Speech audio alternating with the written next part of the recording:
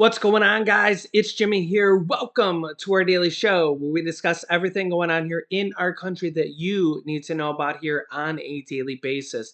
And the country is bracing for potentially one of the largest interest rate hikes ever coming here today.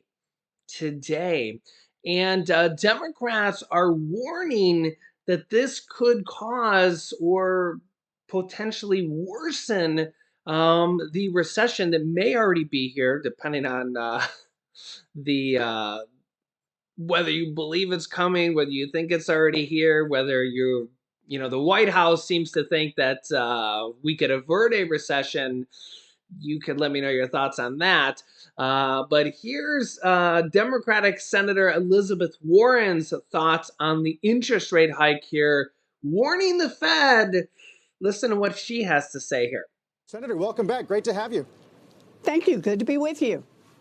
They say don't fight the Fed, but you seem interested in at least fighting the notion that rate hikes can help offset inflation. Why? Look, I'm very concerned that we know what the causes, or at least some of the causes of inflation are. Supply chain problems, COVID outbreaks that continue around the world, Vladimir Putin invading the Ukraine, monopolies or near monopolies that are engaging in price gouging, and increases in the interest rate won't fix any of those. And Jerome Powell has actually admitted that in testimony before Congress. And yet he continues to drive forward with what so far have been historically fast, aggressive, high interest rate increases. So if it's not going to help bring down a lot of the prices in our economy, what it can do is actually pitch this economy into a recession. So I think that that's something the Fed should consider, and I think they should moderate this aggressive attack. Right. Yeah, you're right that the chairman has said that rates really can't affect supply, but they can affect demand, and weaker demand ostensibly lowers price. It seems to me that there's some, at least iota of effectiveness in that. So look, of course, there are a lot of pieces that are going here, but keep in mind what you're talking about when you say can depress demand.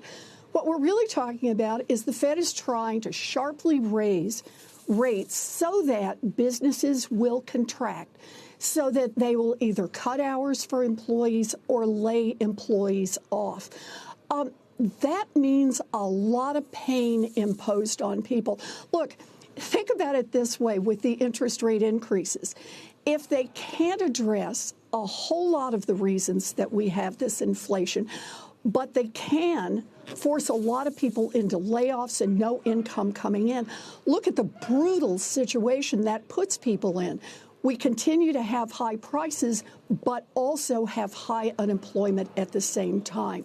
That is not the position that we want to be in. And I think the problem we've got here is the Fed has only one tool in its toolbox: raising interest rates.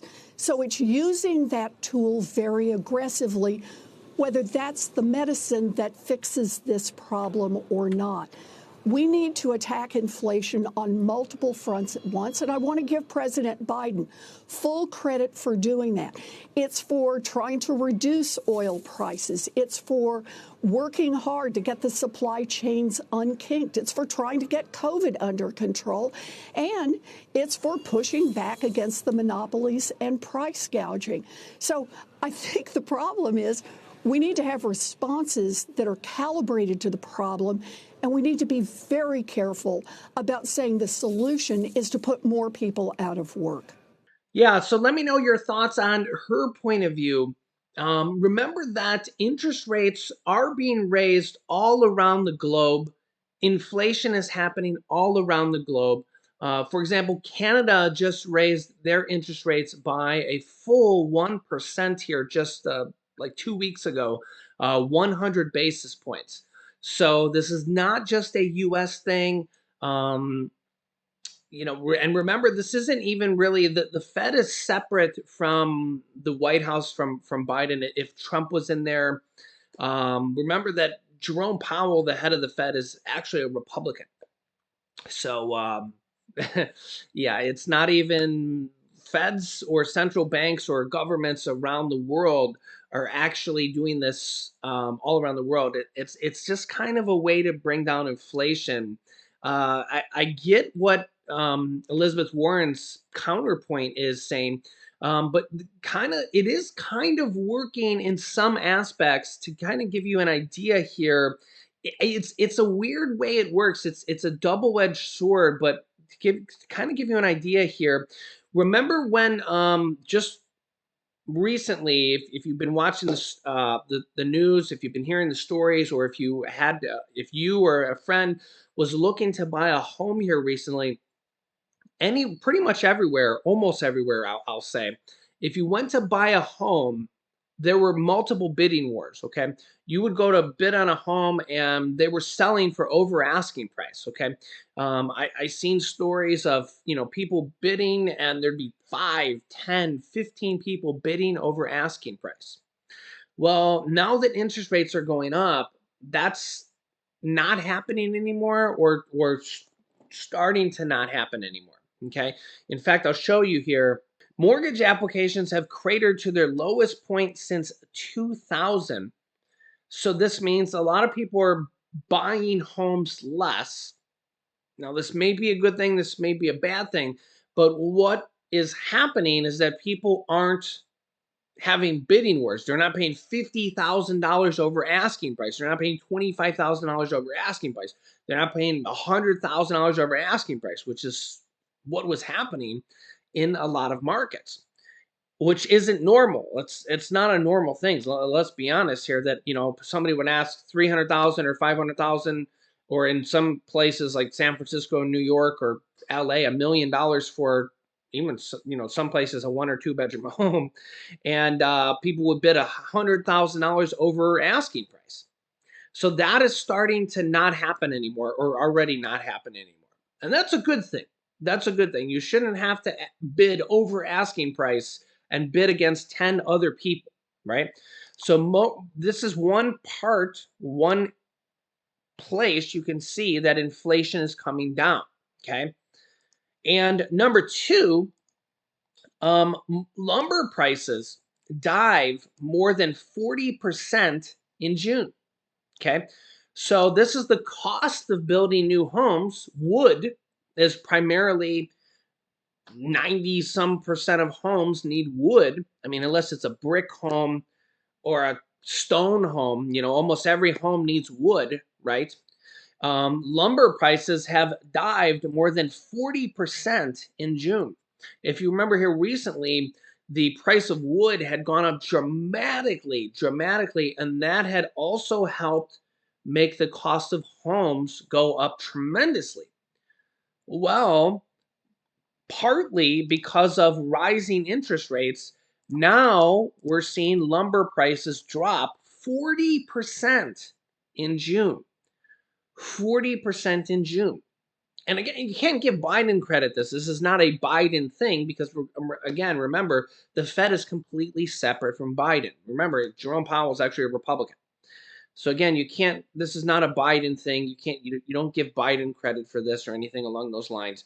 So again, here's another example. Lumber prices are down 40% in June. Again, so it's a very significant thing here. And now here, just the story came out yesterday.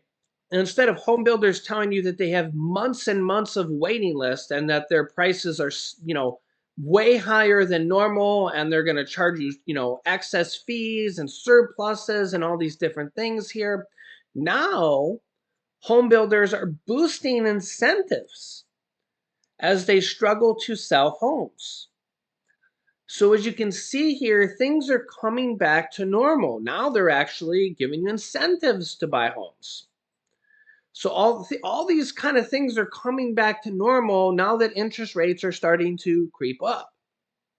So you can kind of see here all these things that weren't normal, people bidding over asking price, lumber prices sky high, no inventory on the market for homes. And again, this is just the homes example.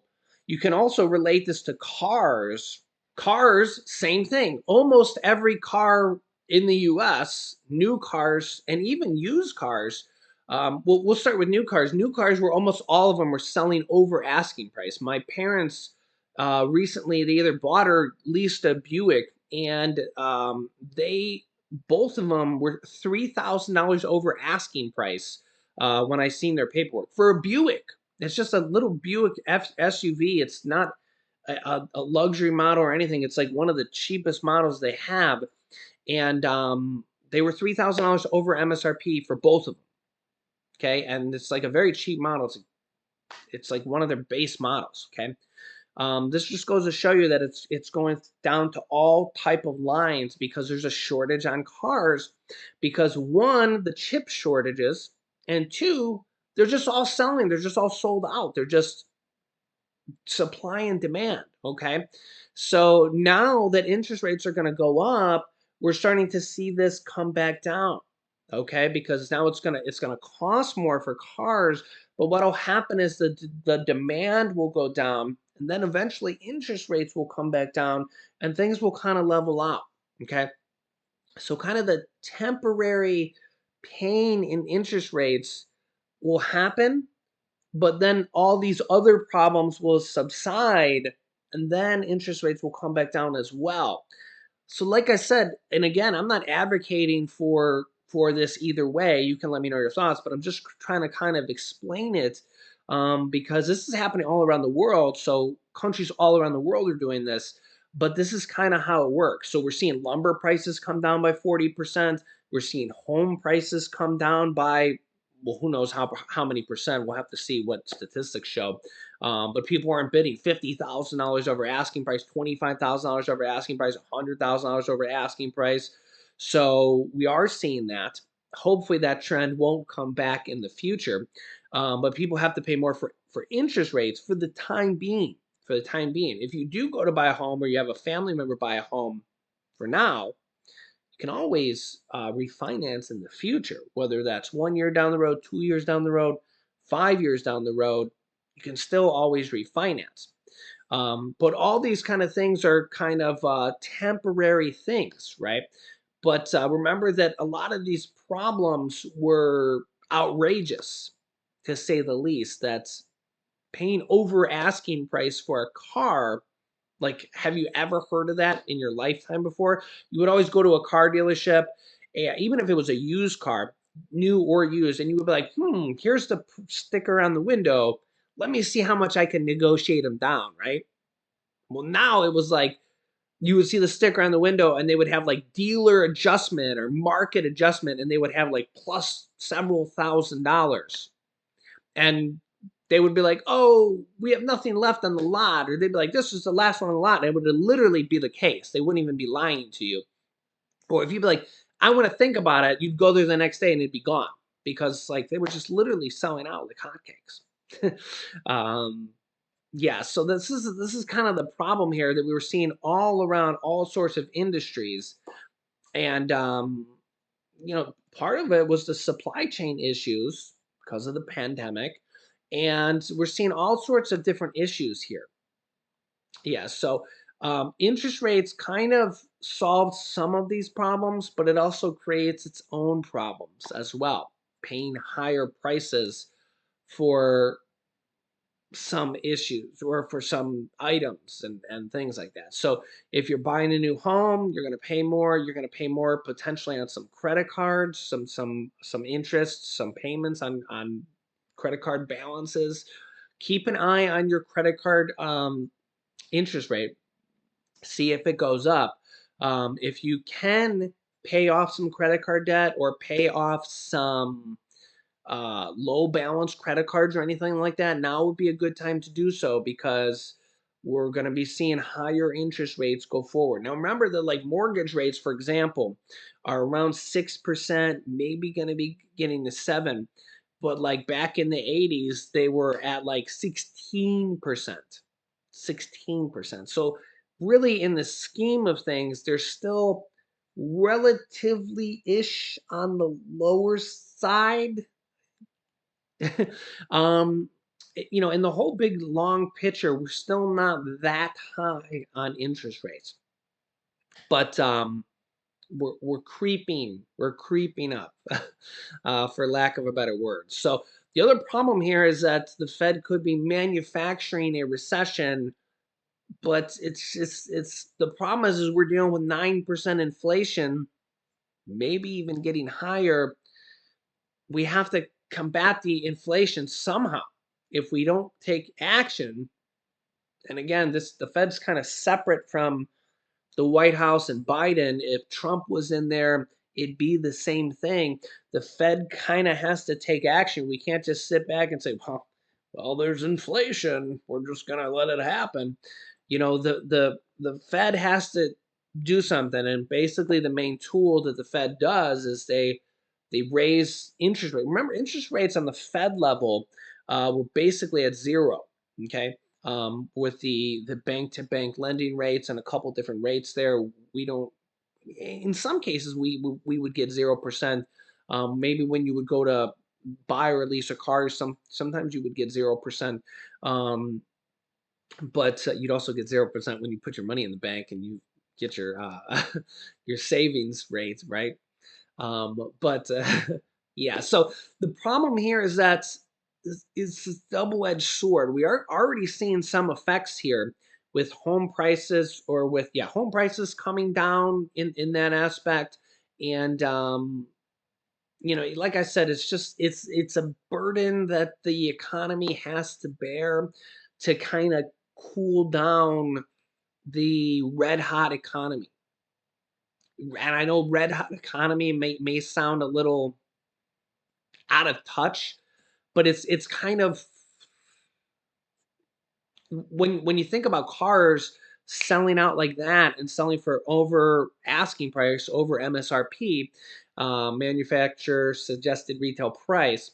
And when you think about houses selling for over asking price and multiple bidders bidding 10,000, 20,000, 30,000, 40,000 over asking price, and in a multiple bidder situation all around the country, in Ohio, California, New York, Texas, Florida, and this is just happening everywhere, that is a sign of a red hot overinflated economy, inflation.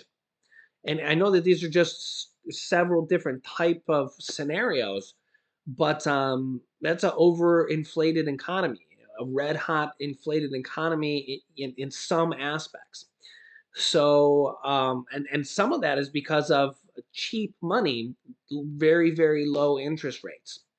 So there, and again, this is happening all around the world, all around the world. So they have to creep up interest rates to kind of combat this, and we're already seeing some effects of some prices come down. So yeah, and again, I'm not advocating for it either way, because there's kind of consequences to it either way. If they don't raise interest rates, we continue to see car prices, used and new, be very, very expensive. Used car prices on the same thing. Some used car prices were the same prices as new car prices before new car prices were over MSRP, over asking, because yeah, a slightly used car, like maybe 1 year old, 2 year old, those were selling for new car prices because new car prices were over asking price. So again, you can kind of see the difference there. And we're seeing this all around the economy. So yeah, let me know your thoughts here in the comments. And hopefully this will start to bring a lot of things down gradually. And again, it's nothing's, I mean, we are starting to see some effects happen already. But a lot of this stuff's going to take a little bit of time, just like this inflation kind of creeped up over the months. It's actually impressive to see, and I know that's not the greatest of words, but it's actually, I don't know, I'll just go with the word impressive. It is actually impressive to see that like lumber prices came down 40% already. That's shocking, for lack of a better word, because lumber prices were insane. How high they were, and it is actually impressive to see that the the mortgage applications came down by 22 years. So that's actually going to, for new home buyers, I know they're going to have to pay higher interest rates, but the bidding wars are going to come down dramatically. So yeah, it's like I said, it's a double-edged sword. You could let me know your thoughts here in the comments. But and we're going to see this in other aspects of the economy. Yeah, let me know your thoughts here in the comments. I'll keep you up to date here. We might see that interest rate hike here later today. I'll let you know here in my next video here. So make sure to subscribe down below to our YouTube channel. Click the subscribe button and then click the bell icon. It's completely free to do so. This way you won't miss out on new videos that come out here every day, 10 a.m., 3 p.m., and 8 p.m. Eastern Standard Time. You can click here to watch my newest video next. And you could get up to $1,500 potentially. You can watch this video. So click on one of those videos next. Thanks for watching, guys, and I'll see you in the next video.